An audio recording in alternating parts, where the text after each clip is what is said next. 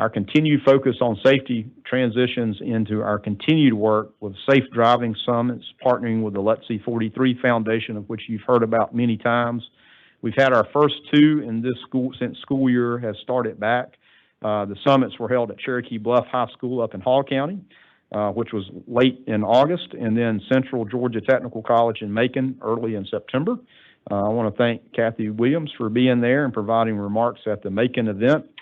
We got hundreds of students attending these summits, hearing from industry experts and law enforcement, and especially the medical part of showing what happens in an ER if you're in a crash. It's pretty real. It certainly gets lots of attention. And to give you a better understanding of how we're trying to reach these high school students, I want to show this video of a young woman named J.C. Thomas. And she is actually a rail crossing survivor, which is sort of rare. So this says it again better than I can. Back in 2016, JC was involved in a collision with a train in her car. How old were you when the crash occurred?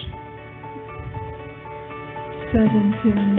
Yeah, 17. Okay, so how many of you in this room right now are 17? Okay, so again, understand that JC was in your seat, okay?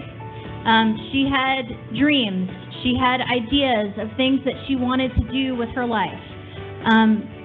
Beth Ann, very quickly, what were the extent of JC's injuries? And do you know by chance how fast the train was traveling when it struck JC? I was told that the train was traveling about 35 miles per hour. It wasn't a passenger train. It was a CSX cargo train. So it wasn't really going that quickly, but they collided perfectly at an intersection only about 500 yards from our home. And you can see our home up there. This is where we cross these tracks all day long, every day. She's crossed them all of her life.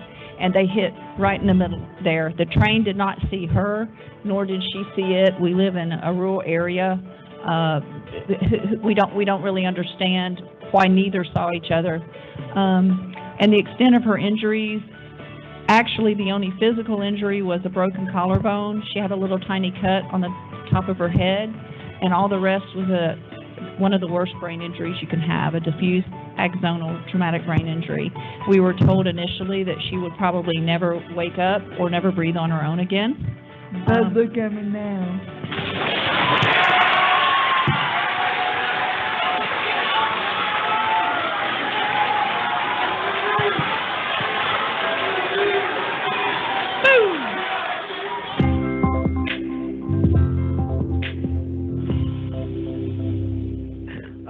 I've seen that a few times. It still chokes me up. So, yeah, very powerful.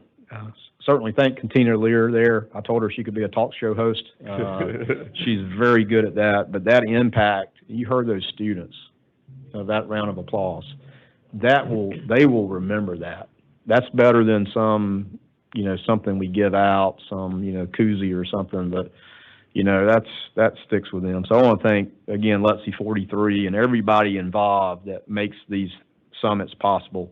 We've got another one coming up in Jackson County, up in Jefferson, Georgia, on October 10th. And I want to thank Dana Lemon also for working with Clayton State University as we work on a future summit there. Folks, it helps, y'all can help us tremendously, just like Dana's doing and like others have done to get the facilities, to get technical colleges, universities, or even high schools. Having that access is hard. It's hard to break in, but the local folks, your school superintendents, or who runs, presidents of technical colleges or universities. So any of that you can help us with, it just makes that access easier to get to more and more students. So very powerful.